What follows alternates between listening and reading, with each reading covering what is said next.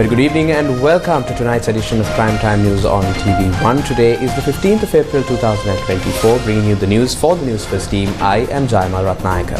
And I'm Nithmini De Silva. Let's start off with a look at the headlines. Sri Lanka performs the traditional anointing of oil with wishes for good health for the new year. Special bus service till the 17th of April for people to return to Colombo. 13 killed in road accidents during the past 24 hours. 3 drowned in the Victoria Reservoir. Iranian President Ibrahim Raisi to inaugurate Uma Oil project during Sri Lanka visit. World leaders condemn Iran's attack on Israel. Iran says response to Israel based on substantive rights.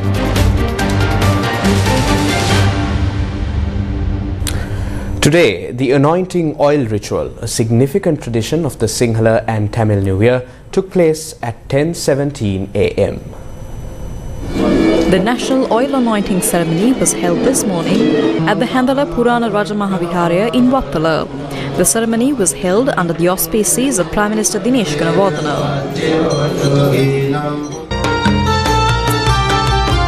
Sirasa TV held its oil anointing ceremony today at the Olaboduwa Rajamahaviharaya. The ceremony was held under the auspices of Venerable Olaboduwa Dhammika Thera.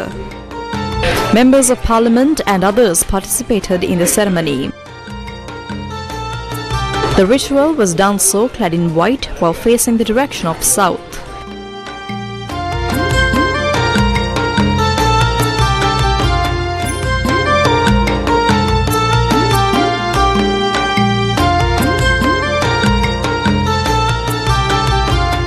Group Director of the Capital Maharaja Group, S.C. Veerasekara, also attended the ceremony. A variety of cultural events were held at the ceremony.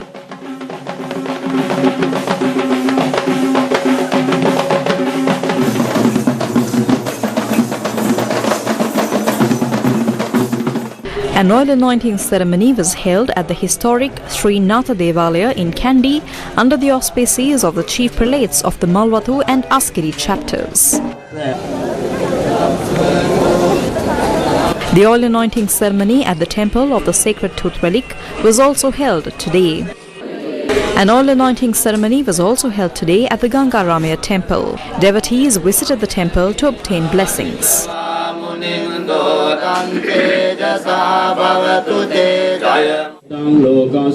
An oil anointing ceremony was held at the Mahasaman Devalaya in Ratnapura. The oil anointing ceremony at the Kalaniya Rajamahaviharaya was held under the auspices of the chief incumbent of the Kalaniya Rajamahaviharaya, Venerable Dr. Kollupitiye Mahinda Sangarakita Thera. The oil anointing ceremony of the Sri Lankan indigenous community or Vedda community was held today at the Kotabakinia village in Dambana under the auspices of their chief Uruvarge Wanilatho.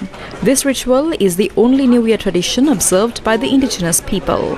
Before the ceremony, they visited the area where the bows and arrows of the deceased leaders are buried. There, they anoint their heads with oil in memory of their ancestors. In many parts of Sri Lanka, the oil anointing ritual was performed prioritizing Sri Lankan tradition.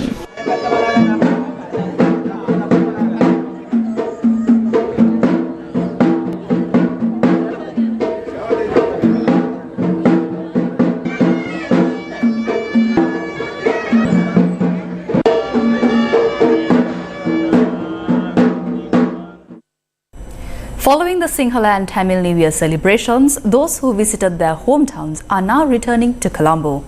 Newsfirst correspondents observed a high demand for transportation as people head back to work in the city. The Sri Lanka Transport Board announced that special bus services will operate until day after tomorrow for those who travel to their hometowns for the new year to return to Colombo. The All Ceylon Private Bus Owners Association said that approximately 25% of private buses were operational today. To accommodate the surge of passengers returning to Colombo from their hometowns for the new year, the Department of Railways deployed 12 additional trains today. These trains will operate on routes from Badulla, Beliata and Gaul. The department prioritized deploying extra trains towards Colombo from these destinations considering the high passenger demand. They have also assured that all safety measures are in place for the passengers.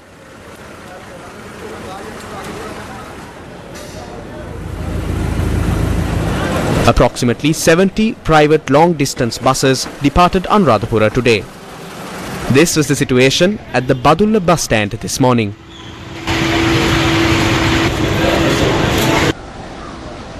Large crowds were seen at the Bogambara bus stand in Kandy today. අවුරුදුවල රාජකාරියනින් ගම පොලිමේ දෙනවා ඉතින් bus වල ගොඩ වෙන්න තියෙන්නේ. බොහොම බලات bus තියෙනවා. අන්තර් බලات තමයි ගොඩක් තියෙන්නේ. අපි දැනට සූදානම් කරලා දෙනවා. අපි ටෙම්පරරි පොමිට් අපි ඉෂුව කරනවා. ටෙම්පරරි පොමිට් දීලා බස් යවනවා.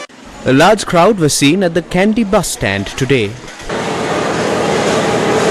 හොඳයි කිසිම ප්‍රශ්නයක් නැහැ හොඳින් ආවා.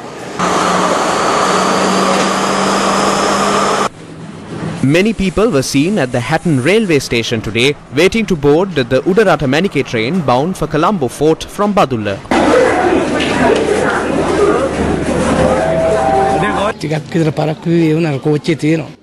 Highways also saw heavy traffic today as people returned to Colombo.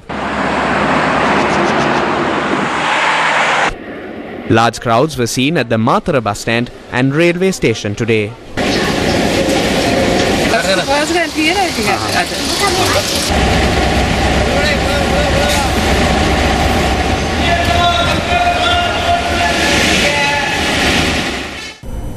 11 fatalities were reported due to motor accidents that took place over the past 24 hours. Deputy Inspector General of Police in charge of the Traffic Division, Indika Hapugoda, said 8 accidents were reported within this time period. The number of people killed when a van travelling from Kurunegala to Nuwara fell off a precipice in Pusalla has risen to 3. The deceased was an elderly woman who was hospitalised following the accident. A 2.5-year-old child was among those who were killed in the accident, in which 5 people were injured. The injured are receiving treatment at the Bahurupitiya and Gampola hospitals. Yesterday, a car travelling along the Badulla Bandaravela main road veered off the road and hit a tree in Haliyala. They faced the accident while visiting relatives in Badulla. 2 women aged 70 and 51 died in the accident. The other 2 who were injured in the accident are receiving treatment in the intensive care unit of the Badulla Teaching Hospital.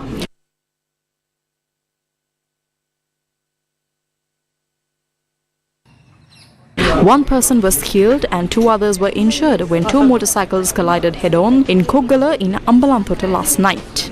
An 81-year-old resident of Kogala died in the accident. Hospital sources said that the other person who was riding with the person who died is also in critical condition.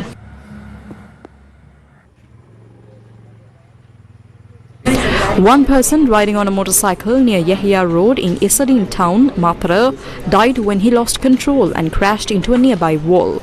The 35-year-old father of 2 residing in Tihagoda, Mathura, died in the accident.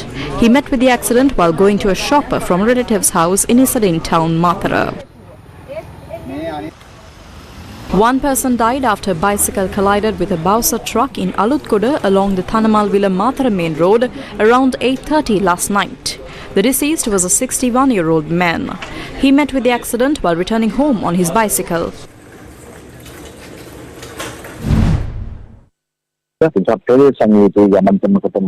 Drive carefully. Do not drink and drive. Do not exceed the speed limit.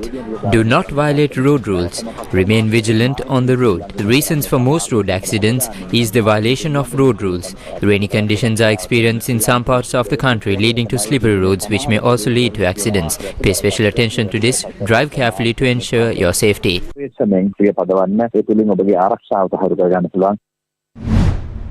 3 people drowned in the Victoria Reservoir in Kumbukkadura, Theldenia, resulting in 3 fatalities. The victims have been identified as a 22-year-old woman and her 23-year-old husband, both residents of Tiharia. A 37-year-old resident of Digana who attempted to rescue the couple had also drowned.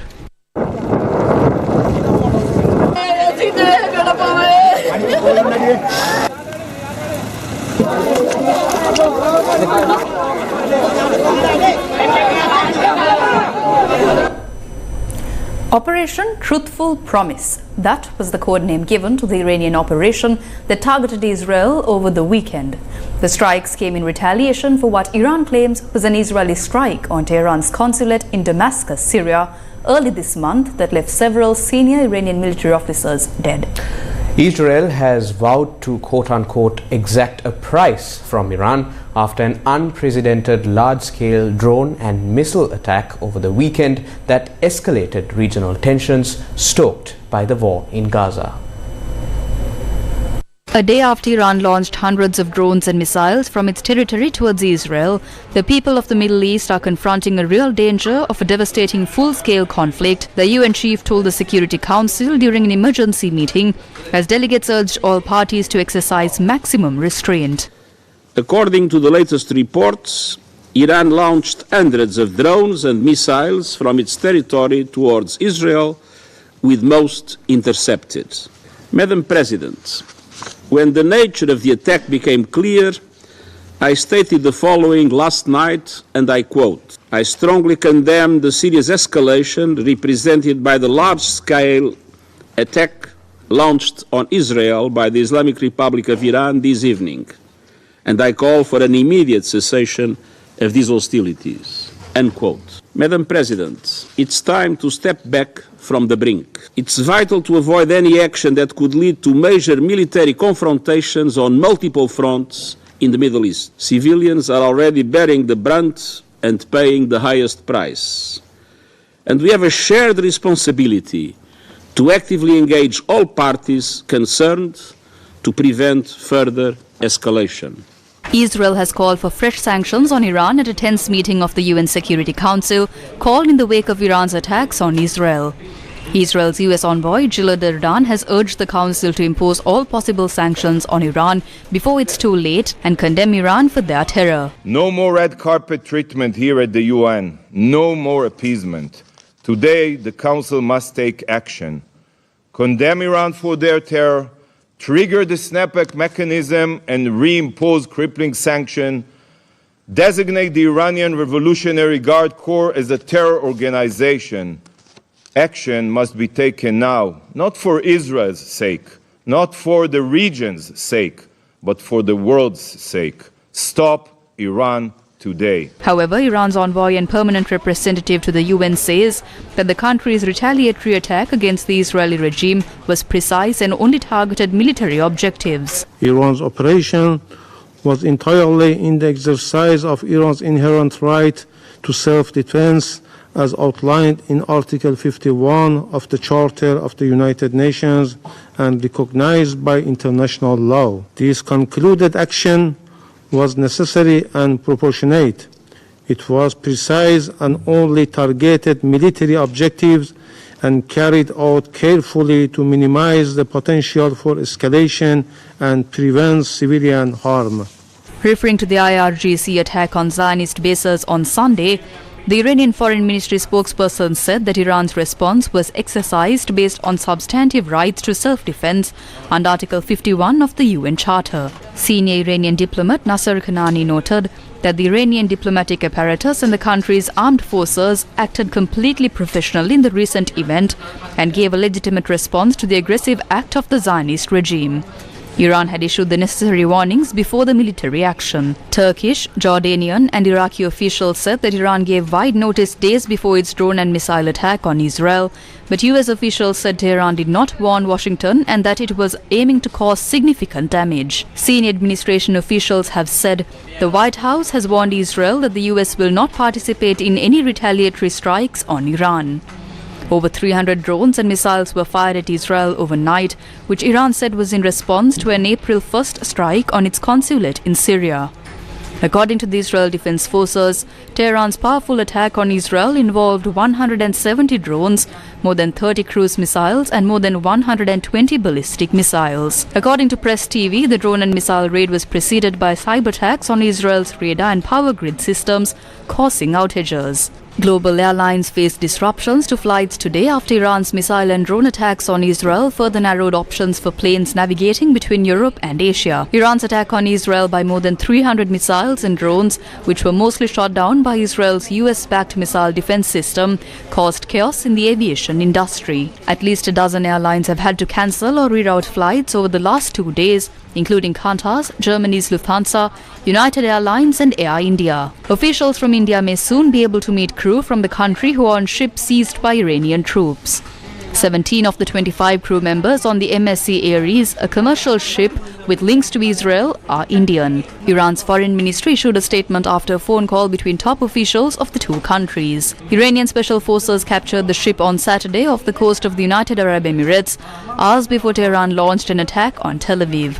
Oil prices fell in early Asian trade after Iran's reprisal attack on Israel over the weekend. Brent crude, a key benchmark for oil prices internationally, was lower but still trading close to $90 a barrel on Monday morning. Prices had already risen in expectation of action by Iran, with Brent crude nearing a 6-month high last week.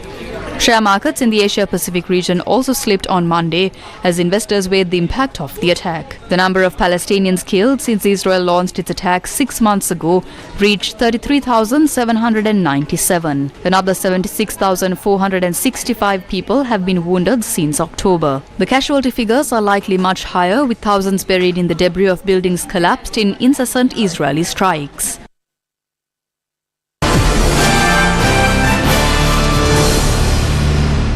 The Oya Multipurpose Development Project is poised to be officially handed over to the public on the 24th of April. Iranian President Ibrahim Raisi is slated to visit Sri Lanka next week to declare open this massive project.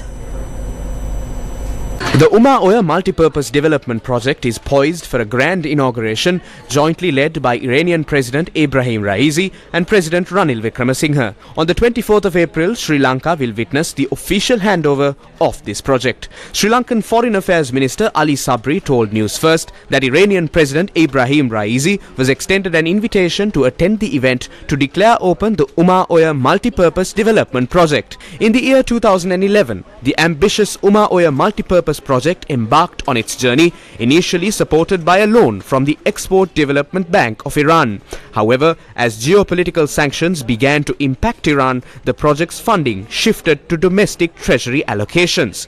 At its core, the project aimed to contribute 120 megawatts of electricity capacity to the national power grid.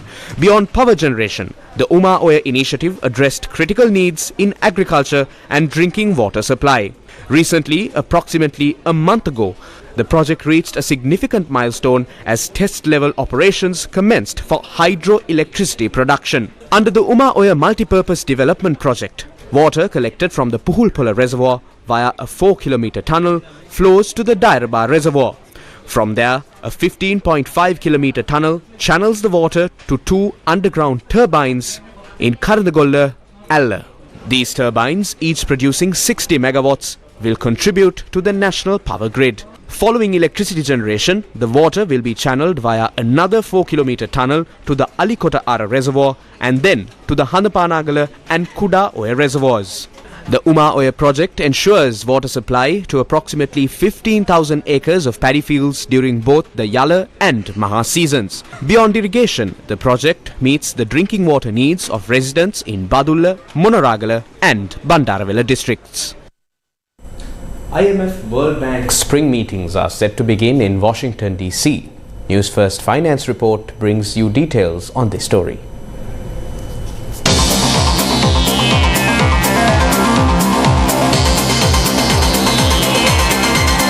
The Newsfirst Finance Report. IMF World Bank spring meeting to begin in D.C. Welcome to the spring meetings. The spring meetings of the International Monetary Fund and the World Bank Group will commence on Monday in Washington, D.C. The spring meetings of the International Monetary Fund and the World Bank Group bring together central bankers, ministers of finance and development, parliamentarians, private sector executives, representatives from civil society organizations and academics to discuss issues of global concern, including the world economic outlook, poverty eradication, economic development and aid effectiveness. Also featured are seminars, regional briefings, press conferences and other events focused on the global economy, international development and the world's financial system. The main ministerial meetings and events will take place from the 17th to the 19th of April, with other events and activities taking place during the week from the 15th to the 20th of April. Sri Lanka State Minister of Finance Shahan Semasinghe believes that fruitful engagements at the IMF and World Bank spring meetings in Washington DC will pave the way for unlocking the next tranche of essential funding and a speedy debt resolution. He said this will enhance economic stability, confidence, sustainable growth, restore debt sustainability and ultimately improving the welfare of every Sri Lankan citizen. In a post on X, the State Minister announced the country's participation in the upcoming IMF and World Bank spring meetings 2024, scheduled to commence on the 15th of April. This significant event brings together global leaders, policymakers and financial experts to discuss critical economic challenges and foster international cooperation. State Minister Shahan Semasinghe said that Sri Lanka's journey to its current state of stability and progress is due to the invaluable support provided by the IMF, World Bank and international partners during the most severe economic crisis we faced since 2022. As we navigate the complexities of global economic challenges, we will engage closely with the IMF and aim to contribute to broad international economic cooperation with our partners.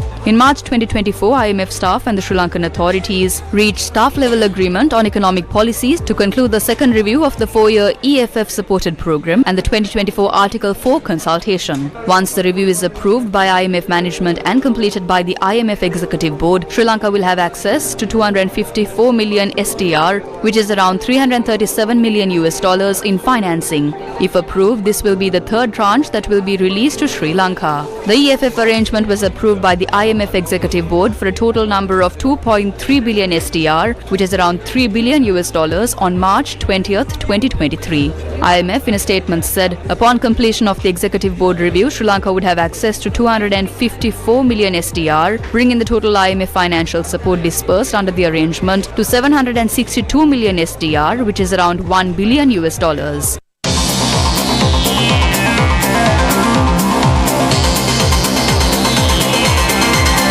The Newsfirst Finance Report.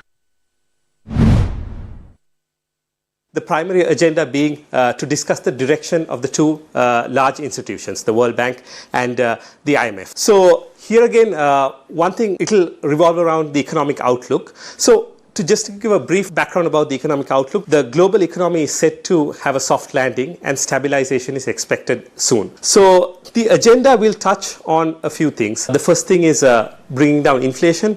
So here, this has been a challenge for many central banks around the world and governments, because one thing is lowering policy rates too quickly can help to unlock or increase inflation over the short term.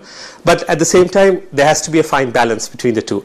The other thing is also addressing global debt. Global debt right now is at around $300 trillion, which is huge.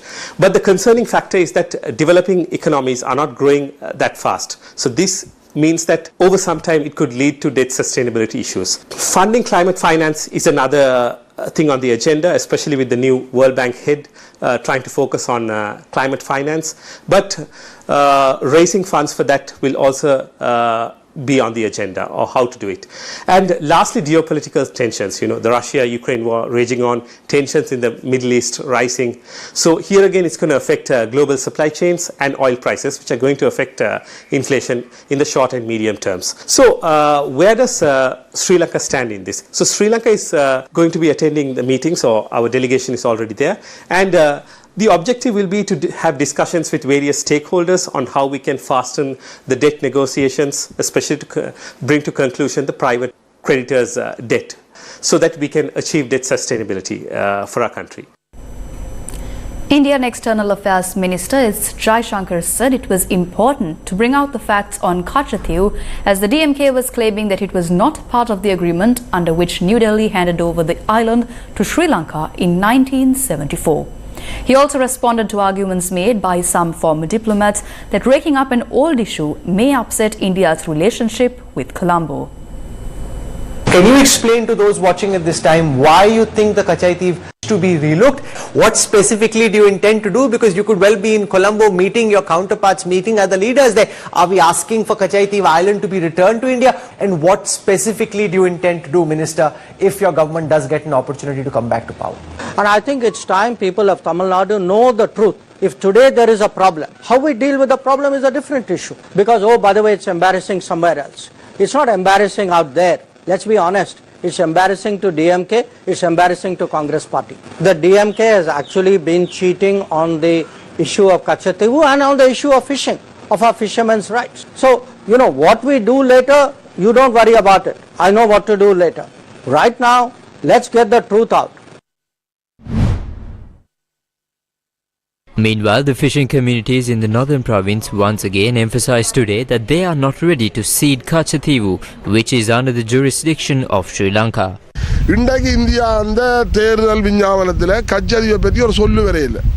There is no mention of Kachai Teef in India's election manifesto. You are attempting to secure votes in your election, demonizing our people. It is a sovereign island of Sri Lanka, a Sri Lankan-owned island. We are never going to give this up. We will not discuss this matter either. Conduct your politics without mentioning Kachai Teef. Our government is silent on it. Our government should really put an end to this by saying that the island is not up for discussion. You have encroached into our sea, the Sea of Sri Lanka, and you are destroying the marine resources completely. The two central governments should meet and put an end to this immediately. There should be an immediate end to this trans-boundary fishing activity.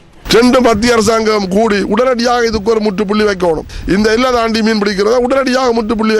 අම්මා අම්මද කඩේ ගියේ නැත්තම් තාත්තද? මං අම්මේ මට list එක දාලා තිබුණා. ඇයි දුවට මොන හරි ඕනේද? මුකුත් නෑ. මං ඔයාගේ තාත්තා මටත් යමක්කමක් තේරෙනවා.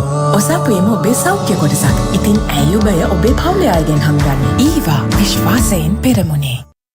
Welcome back to the news. The first supply of water for the paddylands in the Kaudulla movement in Anuradhapura for the Yala season were released today. As part of the Kaudulla movement, a total of 18,000 acres of paddy have been cultivated during the Yala season. Water will be released for the Yala season starting today, continuing until the 10th of May.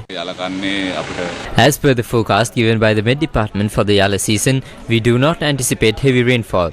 We urge the farming communities to be cautious when using water and ensure that the cultivations are successful. As of today, over 100,000 cubic feet of water remains in the reservoir. In addition, another 30,000 cubic feet of water will be obtained from the Murugahakanda reservoir. The first supply of water for the paddylands in the Kaudulla movement in Anuradhapura for the Yala season were released amidst the blessings of the Mahasangha.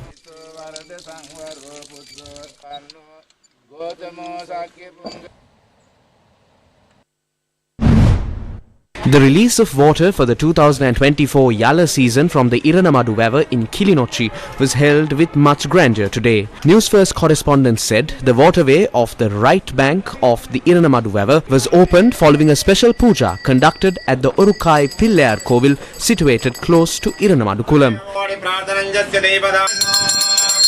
The waterway of the left bank was declared open after Abhishekam rituals were conducted at the Kanagambigai Ambal Kovil in Kilinochchi. 15,690 acres of paddy fields are nourished through the water released from the Iranamadu River in Kilinochchi. The New Year celebrates prosperity. It is the river that brought prosperity to our villagers, and so it is a valuable resource to the country and the village. However, the rivers in some villages in Sri Lanka are left without water as of now. This is the fate that has befallen several rivers that brought prosperity to our very own people. This is the Ikiri River that belongs to the Nochiagama Divisional Secretariat. This river provided water to over 33 acres of paddy fields during both the Yala and Maha seasons. However, aquatic plants have now grown in the river, filling it up. Farmers say as a result of this situation, agricultural activities have been limited to only one season. The sluice gate of the Wever is also in a state of disrepair. The condition of the Kadavala Wever belonging to the Taman Kadua Divisional Secretariat has also faced a similar fate. The Wever is covered with invasive plants. This Wever provided water to over 800 acres of agricultural land in several villages, including Kadavala Wever, Kirimatipitiya and Suryapitiya.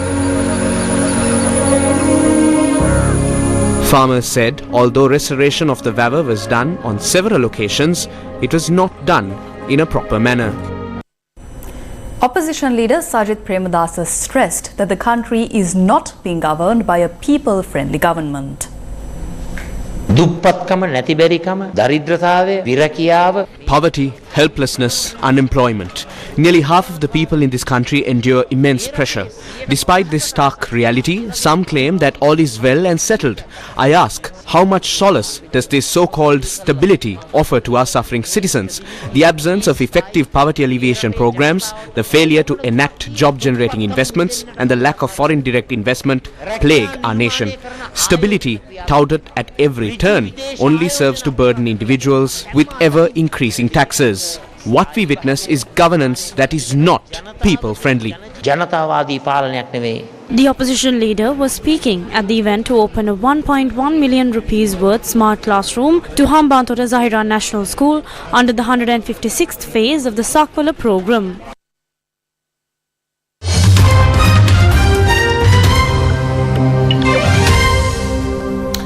We bring you some shocking news that has been reported from Australia. Now, a bishop and several worshippers have been attacked in another mass stabbing in Sydney. However, before we move on to footage of this story, we must advise our viewers that there is sensitive content in the following material.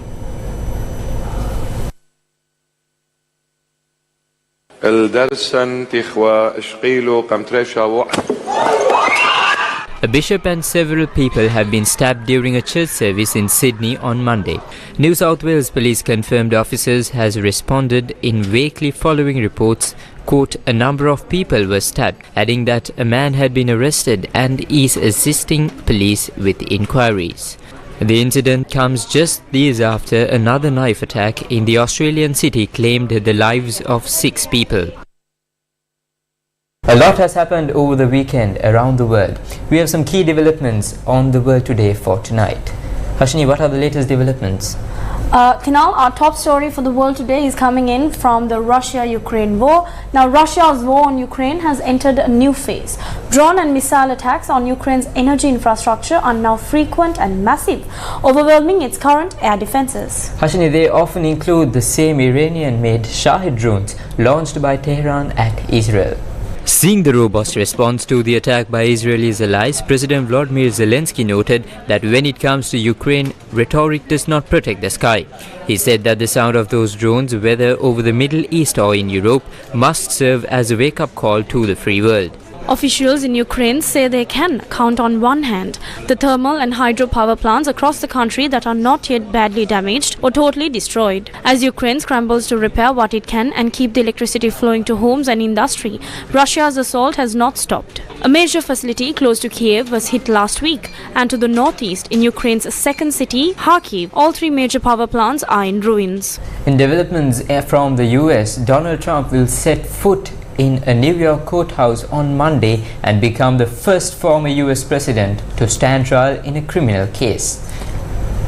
Tina, he is accused of falsifying his business records to disguise a hush money payment made to Stormy Daniels, a former adult film star, shortly before the 2016 elections. Trump, who is 77, faces a maximum of 4 years in jail if convicted, but could avoid jail time and could be fined instead. He has pled not guilty. Trump's historic trial will take place against the backdrop of his presidential campaign and could ultimately see the presumptive Republican nominee become a convicted felon months before voters head to the polls in November. The trial, which will begin with jury selection on Monday, is expected to last 6 to 8 weeks and will center around a reimbursement Trump made to his former fixer Michael Cohen. Tina, India's Bollywood stars are a much spoken topic across the world, especially in Sri Lanka. Yes, Ashini. Now, following a shocking incident on Sunday morning in which two unidentified individuals on a motorcycle fired multiple shots outside Bollywood actor Salman Khan's Bandra residence in Mumbai, authorities have launched a full-scale investigation. Hashini, the incident occurred at around 5 a.m. and fortunately no injuries were reported. Salman Khan's father and noted screenwriter Salim Khan has opened up about the incident and assured that the family is safe, dismissing it as a mere publicity stunt pulled by the unidentified men who fired the shots. A Facebook post allegedly uploaded by Anmol Bishnoi, the younger brother of jail gangster Lawrence Bishnoi, claims responsibility for the firing, calling the incident outside Salman's Galaxy apartment the first and last warning. Later on Sunday evening, police sources identified one of the suspects captured on CCTV as Vishal, alias Kalu, a shooter in Lawrence Bishnoi's gang. Authorities have imposed heightened security measures for Salman, who already has Y+ category security cover. Barriers have been erected on key roads as the search for the suspects intensifies. Resistance fighters opposing Myanmar's military regime said yesterday that they had thwarted an effort by junta soldiers to move on the rebel-seized vital town of Myawaddy, which is near the Thai border. Thinal, according to the KNU spokeswoman, junta reinforcements had been attempting to move on Myawaddy for days but were driven back in a fight some 40 kilometers distance. He told foreign media, quote, "It is not easy to come here. They face a lot of difficulty," saying the KNU's forces had been blocking and intercepting the junta troops. It was not possible to independently verify the KNU facts when foreign media called a representative for the military coup that overthrew an elected government in 2021 did not pick up. On Thursday, a group of anti-junta soldiers led by KNU took over military rule of the border town of Myawaddy, which is close to Thailand.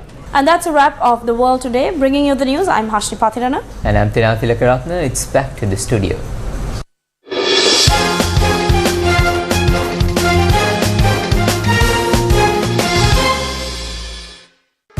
It's a first win for Mercedes.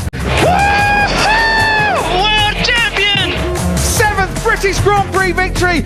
Lewis Hamilton, 7-time champion of the world. With Lewis Hamilton set to move to Ferrari in 2025, what does the future hold for Mercedes? Is it going to be Carlos Sainz at the helm for Mercedes? According to reports in Italy, Mercedes have moved quickly to replace the Ferrari-bound Lewis Hamilton. Hamilton will join Ferrari for the 2025 season, the sport's joint most successful driver united with its record-winning team. The move shocked the F1 world when it was announced in February and was a disappointing one for Mercedes, under whom Hamilton won 6 of his 7 drivers' titles between 2008 and 2020. It soon became apparent that Ferrari would be keeping Charles Leclerc, with Carlos Sainz forced to look for another drive and what seemed like a natural fit, Sainz to Mercedes to replace Hamilton. Now looks to be a done deal. Sainz had previously claimed to be in negotiation with a number of teams, and the Spaniard who won the Australian Grand Prix in March would be in understandably high demand. Ferrari is the 4th team he has raced for in F1 and his longest post after spells with Toro Rosso, Renault and McLaren. It is understood Sainz is looking for a guaranteed 2-year contract with the option of a 3rd, while Mercedes want to keep the options open for 2026, with an audacious move for Max Verstappen on their agenda. What a comeback! A Ferrari 1-2, headed by Carlos Sainz, who wins the Australian Grand Prix. Nicholas Alekna shattered the world discus record, eclipsing the longest standing men's mark in athletics set 38 years ago.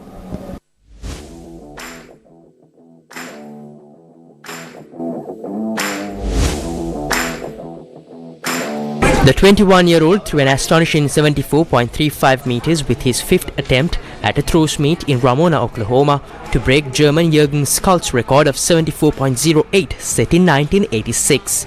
Alekna captured silver at the 2022 World Championships in Eugene and world bronze last year in Budapest. World Athletics said in a social media post that his record is subject to the usual ratification procedures. Michaelis surpassed his father Virgilius, also one of the best discus throwers in history, but who now ranks 3rd on the world's all-time list with 73.88 meters in 2000.